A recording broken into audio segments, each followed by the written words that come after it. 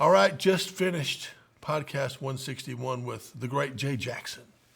Jay is a 18-year professional baseball player from Greenville, South Carolina, and I knew his dad in high school. So it's a pretty cool story of his 18 years in professional baseball, and now he's written a book about it and about leadership and kind of having a great life. He's a speaker, and he's also a baseball coach. So you don't have to like baseball to like this one. It's a great story, and I hope you enjoy it. Noob School.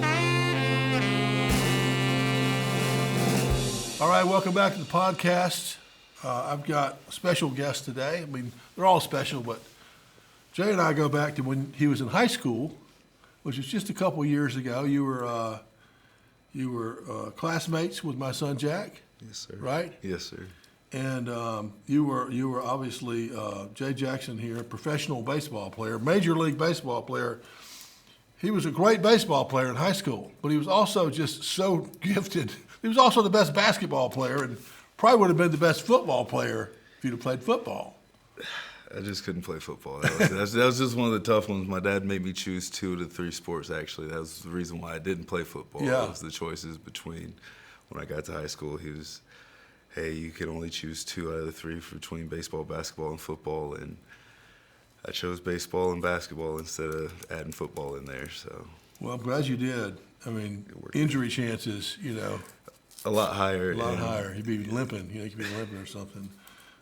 Well, yeah, speaking of your dad, he was supposed to be with us today. He's not feeling well, but, your dad and I go back to when he was 15. We were like 15 years old when we met each other at the Y. That's the first time you guys met. I didn't realize it was that long ago. Playing basketball. Yeah. I thought he said he was high at Greenville school. High, and I was at Christ Church, and we became buddies, and, and that friendship never went away. So it's amazing. One reason why you need to come back and live in Greenville, because you're old friends, Jay. I know. I'm thinking about it. We're talking about it right now. We're waiting to hopefully hear that Furman baseball comes back, and I can possibly be available for that job right there. But also, I've had a lot of interest from people asking me to come home and do some lessons and maybe open a facility here too. So nice. And help the kids and help the community around here a little bit more. So well, that's the plan, that would be great. To bring the sun back over here as well. So that would be great. So you've had a 17-year since college, 17-year baseball career from the major leagues, minor leagues, Japan. Where else have you been? Let's see. I've been Japan, the majors, minors. I've been to Mexico. I've been to Venezuela. And I've also played in the Caribbean series. And I just got back from doing a camp in Taiwan. So I guess I can check that one off the list too. Wow. So who hired you to do a camp in Taiwan? I have an old friend that actually went to Eastside High School. He actually has a performance camp that's going on over there and does some tourism stuff. And he linked me up with a guy that's in Taiwan that was trying to do some baseball camps and have some pros come over. And I just got lucky and blessed that I was able to. And great. I came to find out I was actually the first former major league player the first one to be to do a camp over there. So that's great. That's fun. Great. Well, there's not that many pitchers that have had the experience you've had. I mean, not just number of years, but all the different places, and people in these different countries. Yes, sir. You could have a worldwide traveling, Jay Jackson camp, dropping in these different places. Of those places you played, outside of the coolness of the major leagues, which one of these stops was the most fun?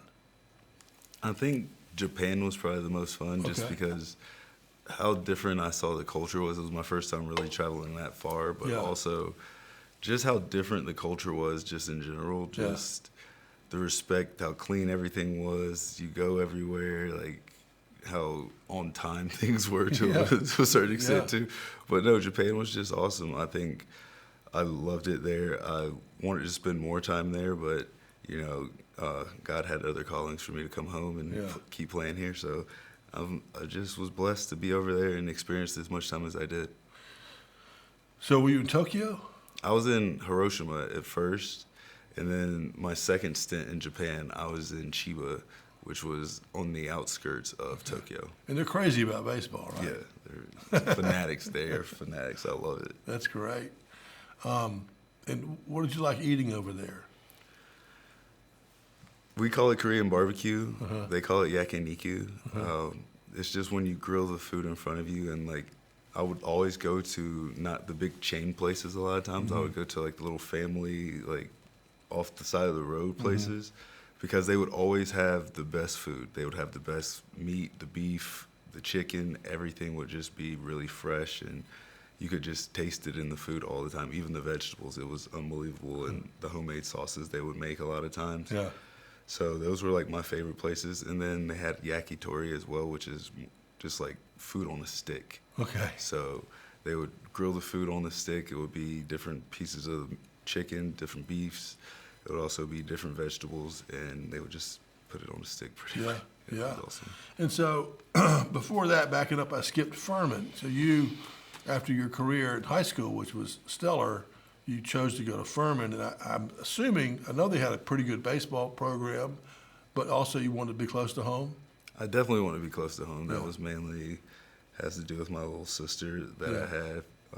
She had Down syndrome, so I wanted to be as close to her as possible and close to my family as possible. I didn't want to have them to travel as far as some of the schools that I was talking to, but also I just felt like Coach Smith just sold Furman in such a great way that I didn't have a choice, really. So that's a shout out to Coach Smith. He did a fantastic job of the program that he built there, and how he created a program of just fine men that always wanted to be there, and how he recruited very well to have me and a few guys that I know from around town to want to stay home. Yeah. So give us, this is a good one here, a good sales subject, but was it Ron Smith? Yes, sir. Did he play basketball too? He did. Yeah. So great athlete, great leader. He's point guard, as I recall. And he was able to recruit above, what you would think, but like people like you that would go to Furman. What was his spiel that like made you think, okay, this is a good thing? He got really ingrained with my family. That was the main thing with him. Okay. He fell in love with jazz. So my sister. Just like me. So he fell in love with jazz. So he sold me on that, being close to jazz. Sold me on how he could help me, with the academics that I had going to Christ Church, be able to find a way to not make the cost of Furman being what it was, be as much for me and the family, and also selling me on the position that I was going to be on the team, that I was going to be one of the leaders right away. And just, he also sold me the dream that I was going to be able to play basketball too, since he did it in college, but that didn't end up happening.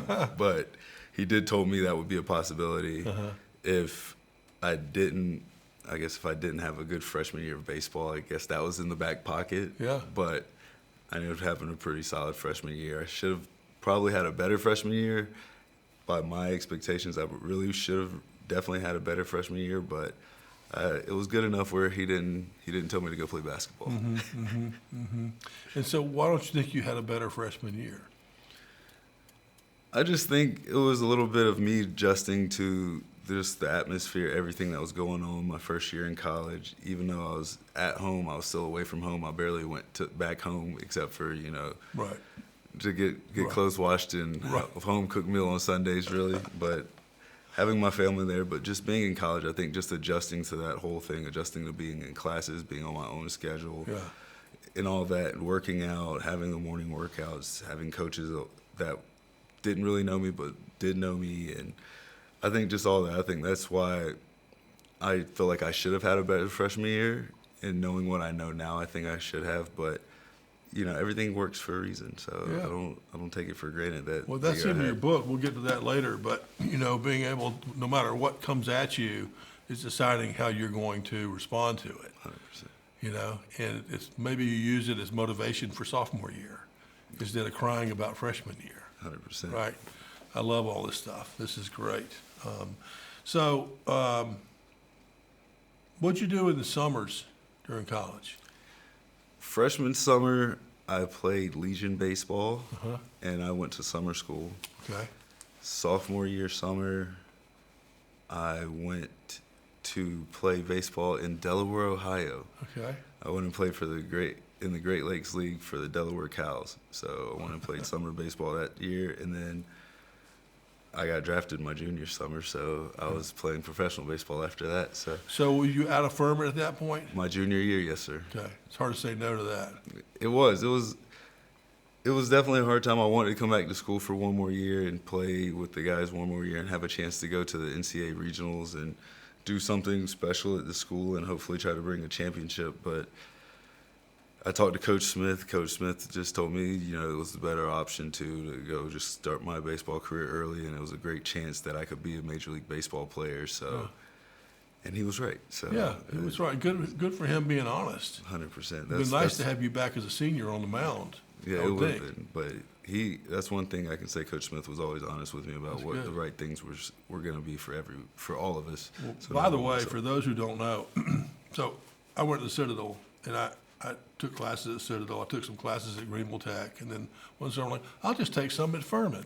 So I took 2 classes at Furman. They about killed me. I mean, that's a hard school. It is. I mean, God, It is. It's much harder than Christ Church. It was a very tough school. He told me it was going to be that hard, and it's just, again, I think that was the adjustment freshman year too, just trying to figure out how tough these classes were, what was going to be my schedules, what was going to be the best classes for me, what was going to be the best major for me, and just going about the whole thing. So, but yeah, Furman was definitely a tough school. Yeah. It's also funny you say, Furman is 15 minutes from Greenville, the beautiful campus. And people are always like, well, I'm going to go to Furman and be close to home, and you never see them. Once you get out there, you're not coming downtown or whatever. Everything kind of stays out there. Yeah, everything stays out there, and it's nice that everything is available on campus. You see us come downtown a little bit just to, get away, and that's, I think, everybody's getaway is you go to downtown, you go to the beach in Myrtle Beach, or you'll go to Asheville just because they're all really close. You're kind of close to Asheville, yeah. Very close to Asheville, so you would do that. But, everything's really on campus. You have all the things you need. The lake's right there, so people just go lay out on the lake and get whatever they need. The food hall is amazing every day, so you just kind of make your own way. And the dorms are always so convenient, and the community that you build there, and the friends that you make. Yeah. You just never really want to leave, so it kind of works out. The Citadel's not like that, by the way. We're ready to get the hell out of there as soon as we can. So your junior year, that's the first year they can legally draft college players, is that right? If you go to a 4-year institution, Okay. If you go to a junior college, or if you find a way to maneuver the system now with the NIL and things like that, then that was the earliest at the time, since I chose Furman out of all the other places that I could be drafted. I had to be in school at least 3 years or be 21 years of age, I believe. Okay. And so was it the Cubs? It was the Cubs. Cubs, that's a pretty cool team. It was the Cubs. Didn't know I got drafted, actually.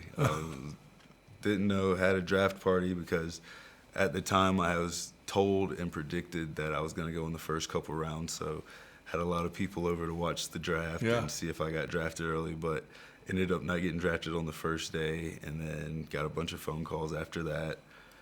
Waited around a little bit, turned the TV and the computers off and everything else like that, and actually found out from one of my friends that I had been drafted, and then I had to go check the computer and found out that the Cubs had drafted me. So, well, that's another thing, and I read that part in your book, about them telling you that you're going to get drafted, then having everyone waiting for the draft, and it doesn't happen. I mean, and your dad came in the room and just said, okay, what are we doing now? And everything's going to be fine, and just keep it moving. And there'll be an agent, whatever, And it's just a great lesson that we're not going to crawl up into a ball and cry and be sad for ourselves. I mean, what's the next step? Yeah, what's the next step? First step is just being grateful for the opportunity that I did have, and the fact that I had so many people around me that cared so much to be there. Yeah. But after that, it's, well, what's the next? Where do we go from here? Do you go play in the Cape Cod League so you can see if you can up your value to get better for next year, or what do you want to do? Like, so Yeah. it was a great time. I give my dad a lot of credit for all the things that he did as he, pieced my whole, upbringing together. He's done as I look back and he tells me different stories as I've gotten older, he's done such a fantastic job of how he's just raised me in the way he did. So. Well, I'll say this, Randy, I didn't quite know what it was, but just he had a calm, kind of stoic presence to him when he was a kid, when he was 15. I mean, he was different than everyone else. And now, thankfully for the community, he's been running the Phyllis Wheatley Center, Yes. Which is for all underprivileged kids, right, in Greenville. And he's just done such a good job over there. No, he's done a fantastic job. I go by there all the time when I get a chance when I'm home, and to see him and see what he's done and how he's built that program back up from where it was a few years ago. Yeah. And I'm proud of him, to say the least. Yeah, and me he's too. done a fantastic job, and he still keeps working behind the scenes. And I know he's supposed to be retiring from there soon, so we'll see. But I know he can't stay away too long. I know he likes to always be around and help as much as he can. Yeah. Well, he told me once, I was over there visiting, and I asked something about fundraising or whatever, and he says, if we need money for something here, he goes, I tell my team, figure out a way to make it. How can we make some money versus just asking for money? Yeah, And that's 100%. kind of a lesson kind of from your book, right? It's like, 100%. we're responsible. No, we're always responsible for all the things that we do, especially the situations we end up getting in might be out of our control a lot of times, but like you said earlier, it's how we react to them, and then what can we do to fix them, to put them in our favor if we can. If we can't, then try to make them as even as possible. Yeah. There was a guy I know who he was a high school All-American running back, and he went to South Carolina, and like literally the beginning of his freshman year, knee blown out, can't play football anymore. It was that bad. I mean, that would be like, it's the most disappointing thing in the world. But what did he do? He's like, okay, now what do I do? Dropped out of Carolina, transferred to Harvard, and became one of the best attorneys in the Southeast. But he wasn't going to do that if he stayed at South Carolina. Yeah. So he took this horrible thing and said, what can I do now? Made it great. Yeah. It's like my dad always tells me, it's, turning lemons into lemonade. Right. You try to figure out the best things that you can do in the situations that you're in to reach whatever goal that you have. It might switch to a certain degree, but it's finding what makes you happy ultimately, and then trying to do that for as long as possible, and making sure you're doing something that you do that is making you happy, because then you'll go through, the down times a lot of times. Yeah. If you're doing something that doesn't make you happy and you have a bunch of negative stuff happen to you, you're going to either quit or just resent what's kind of going on. Yeah. Before we get all into the book, I can't wait to talk about it. Who was the best batter you ever faced or threw to that you like, it's going to be hard to get this guy out?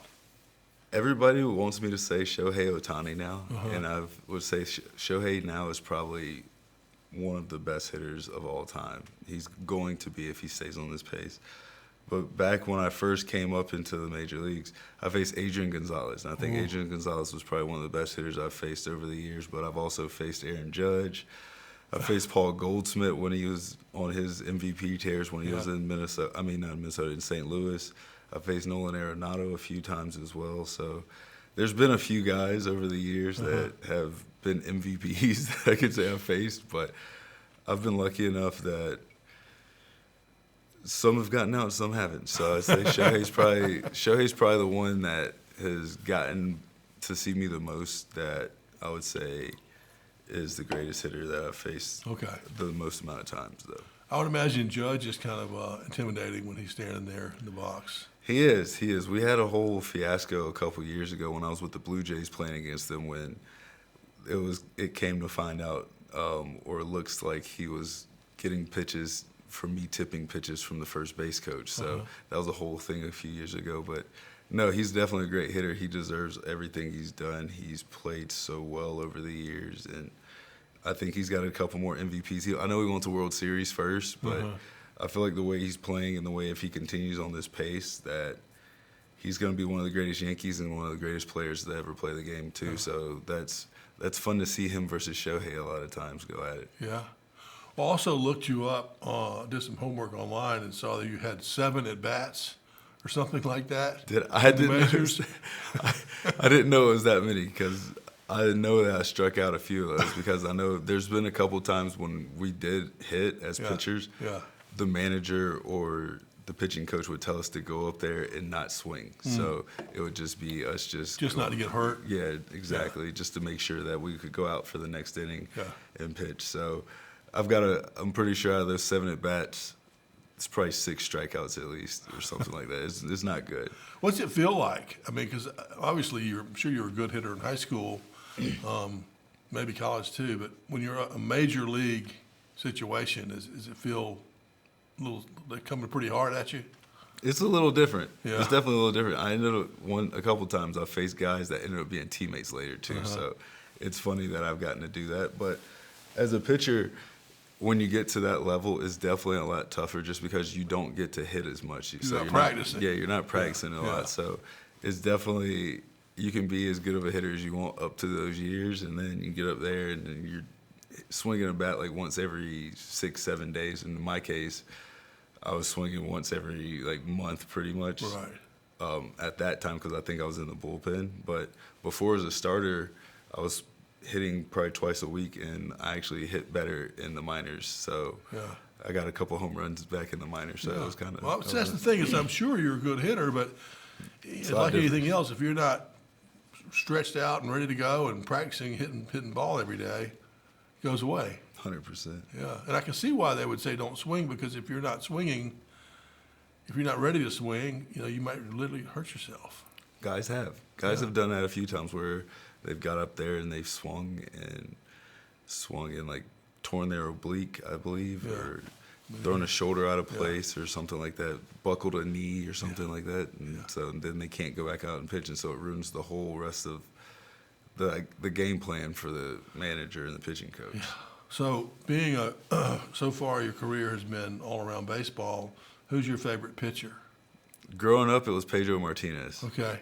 That was my favorite pitcher of all time. Red Sox guy. Red Sox guy. That's who I wanted to be like if I was going to be a pitcher, and that's who I thought of a lot of times. I didn't quite have the career he did, but no, he was definitely the guy I looked up to and wanted to be like as a pitcher, as an outfielder, and a position player.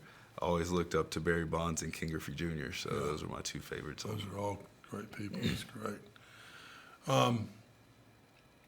Any other lessons learned? I mean, you obviously, from a sales perspective, you got these different jobs, at different major league teams, different minor league teams around the world. What kind of sales story or skills can you tell us about that? I think it's about being as personable and adaptable as possible. I think because everywhere I've gone, I've tried to just be ultimately fit into whatever they need me to do and be willing to do whatever is possible to help the teams win. And I think that's kind of resonated throughout my career, because a lot of the teams I've been on, we've won a lot of games. So I feel like that was the main thing, is trying to make sure I'm doing whatever the team needs to do to win wherever I go. And then as I got older, realizing that being myself and fitting in makes it twice as good. So I try to tell a lot of people now is like, once you figure out what makes you happy, you go where you're necessarily meant to be, because like you're gonna go do the work and it's gonna show throughout everything. And so then you fit in with your surroundings, and that makes the team so much better. So it's not trying to put a circle peg into a square hole a lot of times. So in that case, your deeds are speaking, right? I mean, who you are, how you're behaving on the team, because for sure, if you're trying to get a job, let's say in Mexico, then they're going to call the Venezuelan GM 100%. and say, how was this guy? Bad teammate, good teammate, drinking problem. It could be anything, right? And if you do a good job like you've been doing, you just keep getting, they say, oh, he's a good guy. He's great for the team. Bring him on. 100%. That's what I think helped me a lot of the times during my career, was the fact that I tried to be the best teammate too, and the best clubhouse guy, and just again try to be there for my teammates and on the field and off the field as much as possible. Just try to make sure that we had a good vibe and a good positive atmosphere to try to help us win as much as possible in every way, shape, or form. Yeah. Well, it's interesting when we're hiring salespeople. We want them to, let's just say, maybe that we want them to be from a certain region. Like we want to hire people all from the Southeast, and we want them all to have gone to Clemson or Furman or Wofford. Those are our 3 schools we're going to really recruit hard at. And we like it if they've been athletes, at least in high school. They're athletic, they have some whatever. We like it if they've been involved on campus. They're president of a fraternity or something. So all those things are like little check boxes. But the very last one is when we meet them and spend some time with them, we want to hang out with them. We want to have a beer with them or something. We call it the beer test. If the answer is no, then all those other check marks don't matter. If they're not good people, that's it. We don't want them on the team. And that's probably why you've been on so many teams. I think so. I feel like I've been blessed to do that. I think I've been blessed to do that, as well as also blessed to be consistent enough to help teams win on the field. And win. I think that definitely helps a lot of times too, because I know that as I got through some of the phases in my career where it was downs, that I think that helped keep me around a lot of times, is trying to be the person on the team that was still working hard, making sure that people saw me being a leader to a certain degree, and try to help as much as possible. Well, another thing, and people can tell by just looking at you, is your smile, that you smile a lot. And I'm working on it. Here I am, I'm 60-something years old. I'm still working on trying to smile more because I don't naturally do it. I naturally kind of like a frowny man. And it's not because I'm not happy. It's just not a habit of mine. 100%. But, man, when you walk into a room and you smile, people smile back, right? Yeah, 100%. And that's normally people's first reaction when you do smile, because even no matter what's going on, you show them a smile, they try to do the same thing back because it just brightens them up a little bit, because they're just wondering, that's the first instinct. You normally don't see somebody frown at you when you smile. Right. It just wouldn't make sense. Right. So, and I think a lot of times it's easier for people to smile, and then that just starts a whole chain reaction a lot of times for people around them to start smiling too, because one person might see it and they might not think that they're smiling at the same person or smiling back, and then it just starts the whole thing. Yeah. So it works the other way too, with the frown. 100%. Like if you and I came walking, we didn't know each other, came walking in the room, and I'm like, you'd be looking back. That guy's a jackass. I'm gonna go. All of a sudden it starts for no reason. Exactly. Just the look. It's all tied together. It's negativity and positivity. Both of them are tied together just like that. So if it's a bunch of negativity and a bunch of negative things, and you seem negative, then it resonates and it starts growing too. Yeah. I feel like you see that a lot of times with certain highlights and stuff. A lot of times we focus on a lot of the negatives nowadays because those are better highlights for people. So that's what spreads a lot of the other negativity instead of getting the good highlights and the more positive highlights. And that's one of the things that I try to tell people is make sure you do look at the positive highlights of your life and make sure you're doing things that make you happy, because those are going to cause more of that positive things for you to do. Yeah. And that's going to resonate if you're happy all the time, and then so, it snowballs. We're talking about 9 innings to living your best life. I have read 7 innings so far, and it's awesome. But it's full of this kind of stuff. And we're going to talk more about it. But my first question is, how did you learn all this? I think it's just life experiences. I think from my dad, a lot of things that he's learned over his life and instilled in me, and then going to school and being at Furman, being a philosophy major, and then being able to just travel the world as much as I have over the years, and just the things I've gone through just with different things through a lot of just my baseball career, just traveling with that. But just my career being up and down, seeing the political side of baseball, going through the minors, getting to the majors, having to go back down. Yeah. And just, I think also just being a black athlete, a black player in baseball with that, and how it kind of does differ sometimes. And you see how it does with me now, seeing on the other side of it, seeing kind of how it's played out just with the numbers still being as low as they are. It's kind of crazy to see. The number of black athletes in the majors? Yeah, 100%. So it's low. It's really low, yeah. Okay.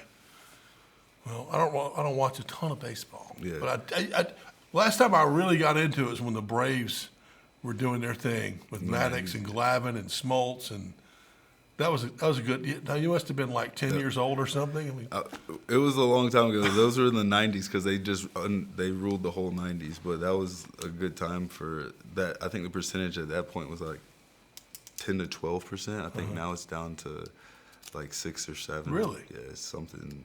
It's been trending down for a bit, but there's programs in place to hopefully gain some more traction with that, and I'm hoping to see them thrive more. But it's still kind of low, and I think that the support systems around those guys a lot of times happens too because there's not a lot of black coaches either. They're all either first base coaches, and there's not a lot of managers at the top. So I think that kind of hurts a little bit, not having that kind of same ear for the front office to support some of those guys as well. do you have any other theories as to why that number is shrinking?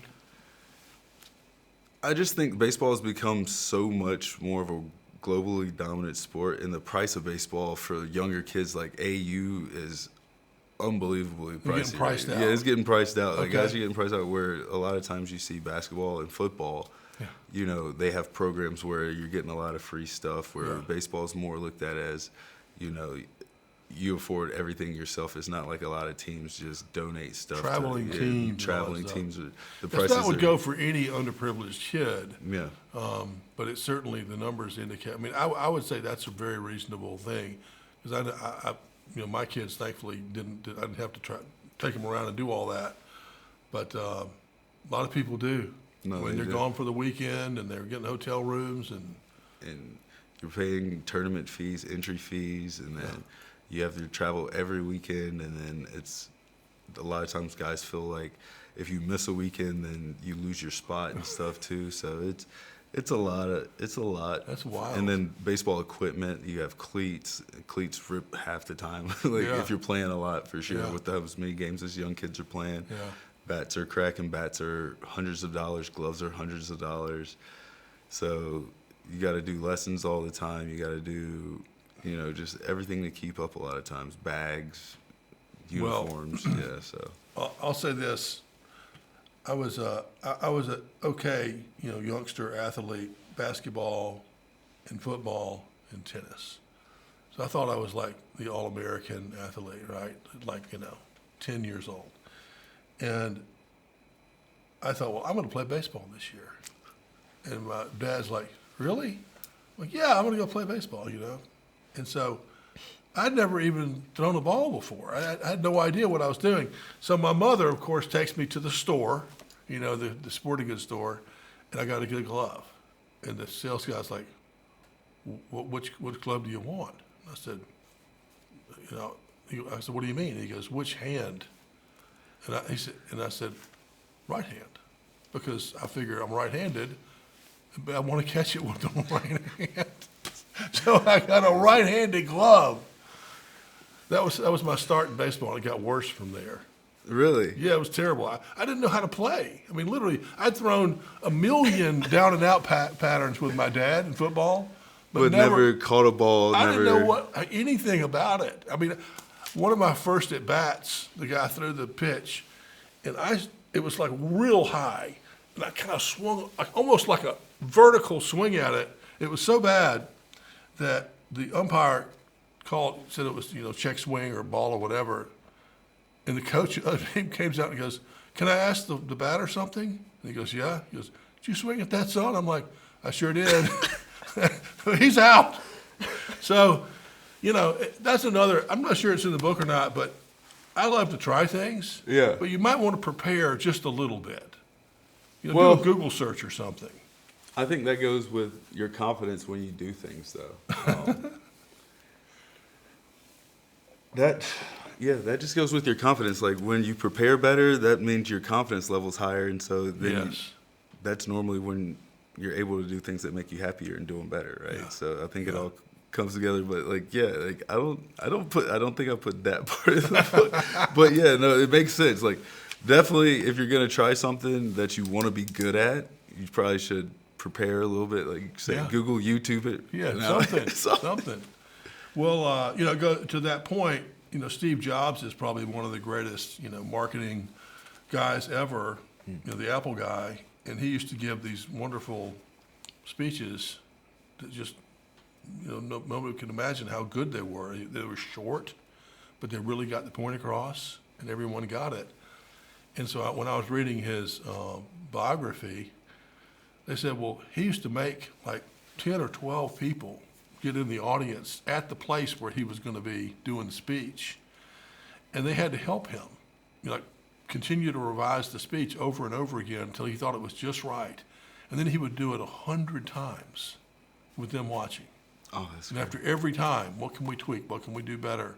So by the time he did the speech, It was perfect. Yeah, it was pristine. perfect, the right length, no big deal. And so anyway, I now believe in preparation after my baseball fiasco.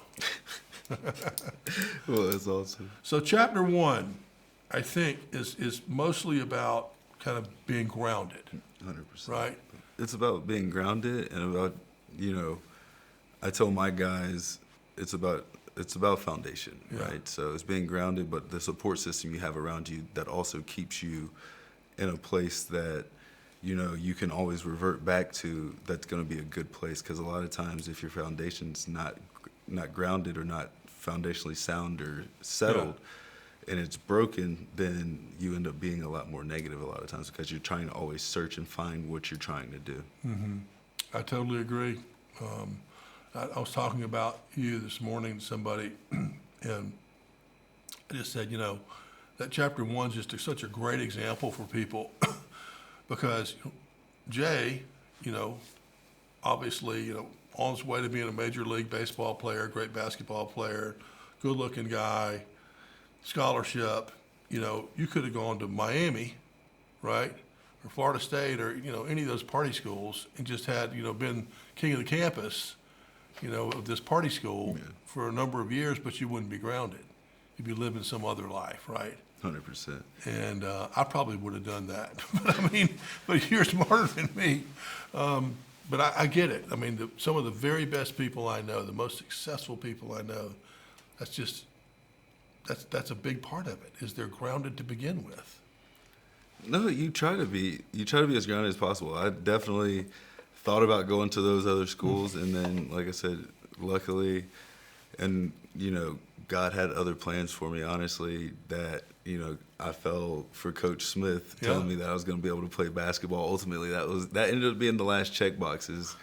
He loved jazz, but also he was like, "You're going to be able to play basketball if you do well." I was like, "Okay, if I'm going to be able to play basketball too, then that's something that I really wanted to try to do at least once, one of those years." Yeah.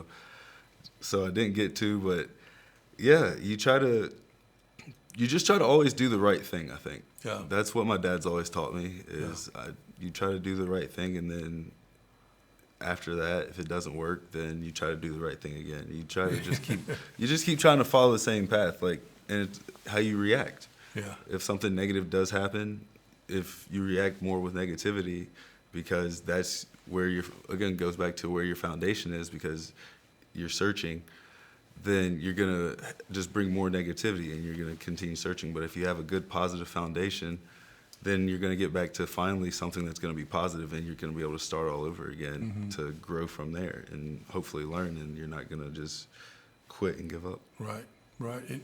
With all that positive maneuvering, you might end up finding a better path Exactly. than what you thought to begin with. And that's what a lot of people do.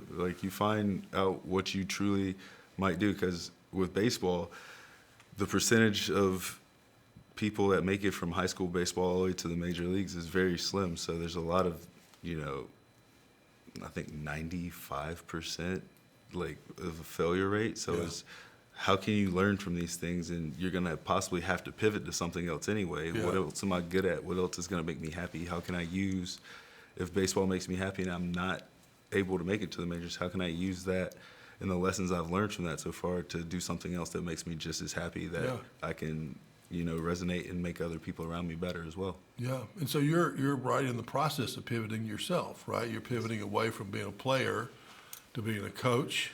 and someone who wrote a book about what you learned. Yes, sir. And you're a speaker, and you do camps. I mean, that's all a pivot to being, non-player anymore. But I think it's really smart that you're not kicking baseball away, that you're like still tethered to it because you have all the experience and contacts and knowledge, that'll make this easier, I think, than if you just started over. No, 100%. I think it was one of the things, again, that made me so happy throughout my life and has gave me so much throughout my life. So giving back to the world through what I've been blessed to be good at that's made me so happy is, I think, one of the ways that I can positively impact everybody else. Yeah. I don't want to, like you said, necessarily start completely over, because then it's going to be something that I'm possibly not good at, but I can also give it a try. I don't have as much preparation, like you said about your baseball experience. Yeah. I don't have as much preparation in other things as I do in baseball. Yeah. But also with what I've learned through baseball, I can give back not only to the baseball community, but to the world in general. And I think that's what I'm trying to do. And I think the pivot's starting, and it's been fun so far. I think I've had a lot of success in a lot of things that I'm doing, and I'm looking forward to more success and helping more people and being able to go, spread the good word of, not only baseball, but just being positive and happy as much as you can be. Yeah, absolutely. Well, I want to cover one of those things. I'm not sure what chapter it's in, but one of the ways you said to stay positive and happy was to avoid. There were certain things to avoid, like the news and things like that. I mean, they're negative, generally negative, because they're just trying to sell advertising. 100%. And the negative stuff gets people's attention. I mean, it used to make me mad. I'm like, why are they just showing? Well, I know why they're doing negative stuff. It's to make money. It's sick. It is. But that's what they're doing. That's all. Well, it just generates so many headlines, right? Yeah. So the more you can catch a quick clip of somebody saying something that just wows you or shocks you, Yeah. and it's normally negative, it's never really something So- that's positive. So, So I think it's in the book, but obviously we want to avoid those kinds of things. Like I used to avoid newspapers and any kind of news channel. But another thing is what you put into your mind, trying to, let's say, box out the negative stuff. 100%. Like if you're just putting the positive stuff in, there's no room left for it. Exactly. So what kind of positive things do you recommend people put in their brains besides reading your book? They can put that in there. No, I tell people all the time, you just want to make sure that all the positive things that you can remember throughout your life or whatever you're doing, not only in your life, but like whatever the specific task might be. Mm-hmm. Always remember the positive things from that task and learn from the negatives, and then try to find a way to fix them. Because the more you think about the negative things, you're going to get more frustrated, and it's going to take you longer instead of trying to find a way to fix it or get some help. You're going to be able to think in a positive way to be like, okay, I can't necessarily completely do this thing. Yeah. Let me go get some help to find somebody that can, and that's the more positive thing to do, because the ultimate goal is to finish it. It's not always to do it in a self-conscious, like selfish manner. So Yeah.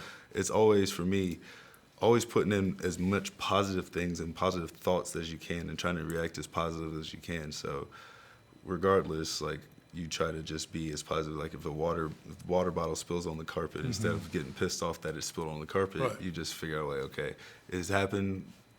Let me clean it up and go about it the best way I can. Yeah. That's the better reaction than getting mad about it. Right. So avoiding the negative stuff, putting the positive stuff in there. One thing, and I don't know if I read this in the book or not, but it's that group of people that you surround yourself with. And I know in your case that starts with family, 100%. being around your dad. Let's just say in my case, who are the 5 people I want to hang out with? Who are those people? And if they're all more successful than me in life and in business, I'm going to get pulled up towards them, 100%. right? And if they're all down here, betting on football games and getting drunk all the time, I'm going to be heading in that direction. 100%. And, I've got, 1 or 2 really good friends, and every time I hang out with them, I'm like, oh, really? I'm literally taking notes, like, oh, try this, call this person, I'm getting this stuff that makes my life better because they've kind of already figured a lot of stuff out. 100%. So the people part's huge. No, the people in your support system is always huge, because the people around you that are lifting you up are always going to be huge. not only the people that are lifting you up from your friends like that, it's also those people that are lifting you up just from checking in on you and making sure that you are being happy and trying to be the best version of yourself at all times too.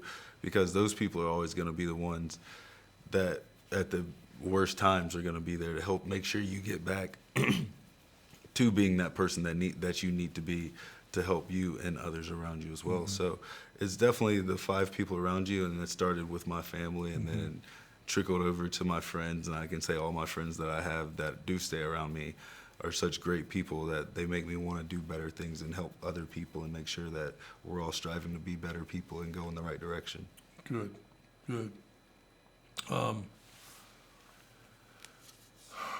So here's another one. I think this was chapter 3 about positivity.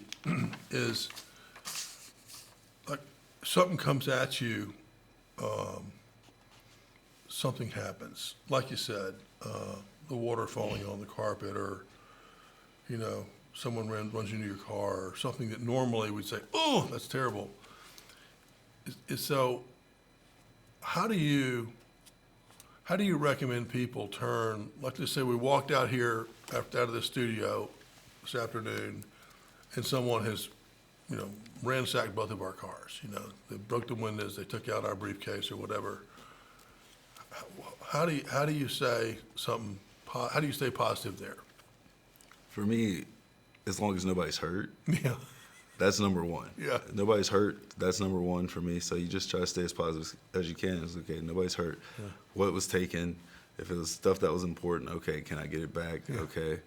Then you try to figure out just what the process is going to be for me to get back and how long it's going to be. If it's going to be an inconvenience, then you just try to start making phone calls and do the best you can with what you have at that point in time. But the more that you panic and struggle going through those situations, again, it snowballs from there. So if you're panicking and struggling and being stressed out about it, then you're calling everybody else, and they can hear that you're panicking and stressed and struggling, and so they start to panic and struggle and stress, and so it just, again, it snowballs, and so then nothing's really truly getting done. So you're trying to just stay and, again, react as calmly and as smooth as possible as the situation dictates. I wouldn't say in all situations. There are times where I would tell people, if you're getting punched in the face or something like that, don't just react calmly and smoothly all the time. But in most situations, I feel like we do overreact as people a lot of times, just because we go off our first instincts instead of sitting back, not even necessarily taking a second to think about it, but figuring out what's the best situation, whether it be, okay, I should hit this person in the face, or no, I shouldn't hit this person in the face. Like, it's all about your reaction, because it does, again, snowball to the other people around you. You see it all the time. That's why firefighters and policemen are normally who they are, is because they're there to de-escalate the situations. Yeah. Well, your friend Jack, my son, I don't know if you remember, but when he was in college, he had an accident on campus with his truck, and he called me the next morning, and he said, "Dad, I've had an accident on campus, blah blah blah." I'm like, he and his mom were like, not feeling so good about this, and I said, "Was anyone hurt?" And he said, "No." I said, "Were the police involved?" He said, "No." I said, "Was there any drinking involved?" He goes, "No, just driving too fast and got in a wreck." I said, "We don't have a problem. We had a wrecked truck. I mean, we can get in a truck, or fix this one, but there's no problem. It was an accident." And I was proud of myself for that one, because you'd think the normal TV dad would say, "What the hell, all that stuff." It's just like, no. Everything's okay. No big deal. And that's why I give my dad a lot of credit, because he was like that a lot of times in a lot of situations. Yeah. He had the right emotions at the right times, and so I'm trying to ultimately be more like he was, and I'm trying to be the best version of myself that can, represent him and the family in the best way possible. But, he said that he's learning some things from me too, so I take a little pride in that. Well, that's good. That's good. That's good. That's real good. One other thing on that is I coach myself and people that I coach sometimes, is to do that thing you just said. Is when someone says, John, you're a son of a bitch or whatever, is just to go, just take a second and think about how could I respond? I can be fight back. I can be neutral, like, why'd you say that? Or I can be positive, like, you've got to have a reason to tell me that, Yeah, So we have choices, but you have to stop and think about A, B, or C. 100%. You do the same thing? 100%. I think I took out the A, and I still weigh between the B and the C now more than I used to. Good. It's taken me a long time to get to that point, and I tried my best to not ever have that option A as the fight back. I try to make sure that it's always either neutral or trying to spin it as positive as possible. And I know it makes a lot of my friends sick half the time because they're like, you can't really think like this all the time. I'm like, it's like, I try to think like that all the time. So it's not that I'm thinking like that necessarily, but I'm putting in the effort necessarily to be like, okay, like, yes, this sucks, but okay, you're asking me for advice. I'm going to give you the best advice I can on the most positive thing I can, instead of falling for you wanting me to fall for giving you the advice you probably want to hear or something that's neutral. I'm going to try to make sure you understand that, like, there's a better way to look at this instead of falling into that trap, because it's not going to help you or the situation to be in that much of a negative situation. So like you said, like, okay, why did this happen? Is there a way I can fix it to make sure that it doesn't happen again, or that I can fix it and make it better for next time? Yeah, I love that. I wish everyone could take that 1 second to think about what is my intention here with my response versus what's the first thing I think of, because that first thing is usually, 100%. Why'd you say that, you son of a bitch? Well, that's very cool. There's another one that I liked about your intentional list, kind of how you want to start every day. Tell us about that part. No, you have to be very intentional with like how you want to start your days, right? So you want to be more concerned with how the day's gonna be more positive and productive, and not letting things happen to you. Like having an intentionality of, okay, my life's gonna be like, I started doing more journaling recently, so I could be more intentional, so I could be more disciplined to make sure that I'm thinking of the right things throughout the day, so I can make sure that these things are getting done. So that's, for me, being intentional is what do you want your life to be? And how do you want it to be perceived? And then trying to work as much as you can to make sure that's happening. And so if it's writing down a list or writing down a gratitude journal, but it's just knowing when you first start your day how you want your life to look and trying to strive for it as much as possible. So a lot of people, and this is the way I was when I was in my 20s, you wake up, watch Sports Center, get in the car, listen to the radio, get to work, check your messages, start working, I mean, now I think it's got to be, your affirmations, review your goals, take some actions on your goals, work on your physical fitness. 100%. All those things should come first before all those things that I was doing are just complete. They're not only wastes of time, they take you in the wrong direction. They take you in the wrong direction depending on what you're listening to. Some people, and more people now are getting into the mode of listening to more affirmations and meditations and stuff going to work, which is great. That's what you should be doing. And like you said, making sure you're waking up in the morning, stretching, making sure you're getting your body moving. I try to meditate. When I'm at home in Florida and at home in South Carolina when the weather's not freezing from time to time, I like to make sure I get up in the morning and go just try to ground and put my feet in the sand or put my feet in the grass somewhere. I did it all the time when I was playing baseball. I would always make sure I got to the field early enough where I would go out and go walk around in the outfield or in the grass and just try to sit and relax and just try to just think about what I wanted to do that day and how I wanted the day to go and how I wanted the game to go for me personally and how I wanted my body to feel. So I think it's the same thing. Like, you just try to do that as much as possible. Yeah, I agree. I've got a very detailed list that I start every morning, and there's some work stuff on there. There's some gold stuff, some affirmations, some stretching, some breathing. It's just like, and I tweak it all the time. Like if this isn't working right, put something else in there. 100%. But it's just so much better, to have. It's almost like you've got a head start on everyone else because you've already done all this stuff. And most people are just showing up at their job and starting, and everything before that's just kind of a waste. No, 100%.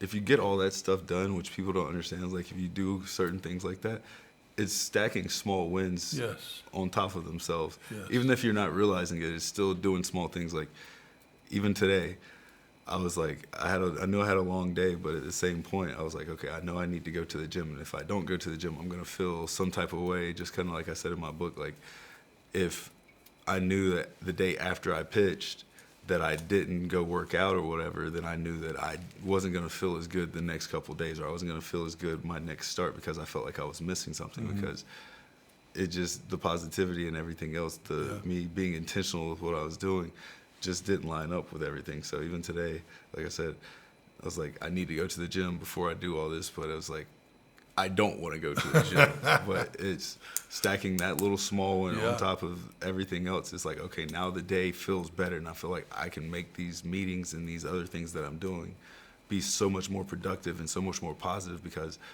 I knew that I'd accomplished something that I didn't want to at first, but it turned into something. Yes. Ultimately that will link forward, right? The more 100%. Of that kind of stuff you do when you don't want to, makes it easier the next time. 100%. That's wonderful. Let's see if there's one more in here.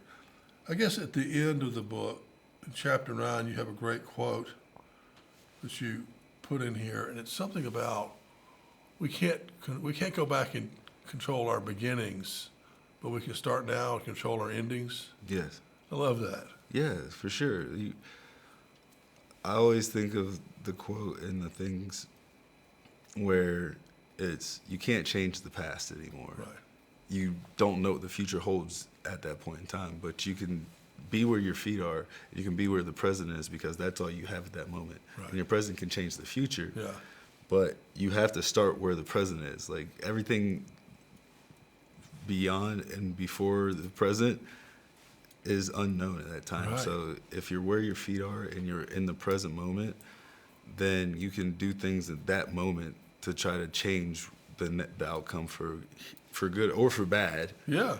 But hopefully for good going forward. But you have to start in that moment, regardless of what happened before that. You see it sometimes with people that are incarcerated and come out, and you see it sometimes with them doing the opposite. Some will come out with a positive mindset, and then others will come out with a negative mindset, and they end up going back in. But the ones that come out with positive mindsets, they end up trying to help society, and they end up doing it in some sort of way. Yeah. And you see the success stories on that as well. But, you try to just make sure from that present moment forward, you try to do as much good as possible. Yeah, I love that. I saw something. It was some monk, Shaolin monk or something, talking about life, which is pretty cool. But he was saying kind of the same thing. He goes, our life is today. Everything that happened before today is gone. That's not our life anymore. 100%. And then tomorrow isn't guaranteed. So we don't know. So this is really, like you said, it's right now is the life. 100%. I told my friends and family, and I know that, again, they probably get sick of me saying it all the time. I tell them every day I wake up is a blessing. Mm-hmm. And if I can wake up in the morning, then I can figure the rest of the day out.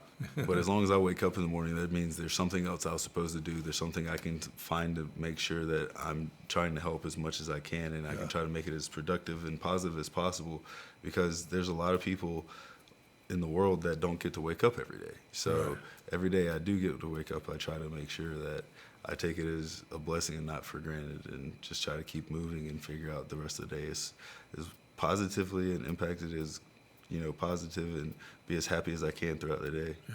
Well, you're impressive, and I think hopefully you can get more exposure to lots and lots of people, old and young alike. It's very good that you put in a book. 9 Innings to Living Your Best Life, available on Amazon? Yes, sir. Nice. Anyone heard of Amazon? All right. It's a great picture. And then you're also doing camps, and you're available as a speaker? I'm available as a speaker as well for universities, baseball teams, businesses, anybody that needs any uplifting motivation, anything that we can talk about, focus, discipline, any of those things. I help people just, try to live their lives and help, be the best version of themselves. But also, starting in January, we'll be starting the baseball mentorship app, and that's kind of my new adventure that I'm hoping I can bring some, baseball IQ and some mentorship to this next baseball generation to help them be better baseball players on the field and better people off the field. So that's a global thing, right? I mean, they can access that globally. That is completely global. Okay. We're doing camps all over for that as well. So looking forward to it. Good. So what's the best way to reach you if someone needs to reach you? The best way to reach me is on my Instagram, which is Jackslin58, but also at smileyjcompany.com, which is SMILEY, the letter J, company.com, and also at smileyjbusiness@gmail.com as well. Okay. So the Instagram, tell me that one again. Jackslin58, Jax. Jack's son.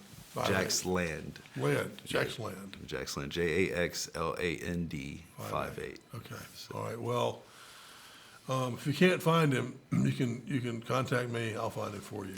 But you can always find me. Yeah, I'm thankful that you're here, and maybe I'd love if you come back like in a year and give us an update on all the stuff you're doing.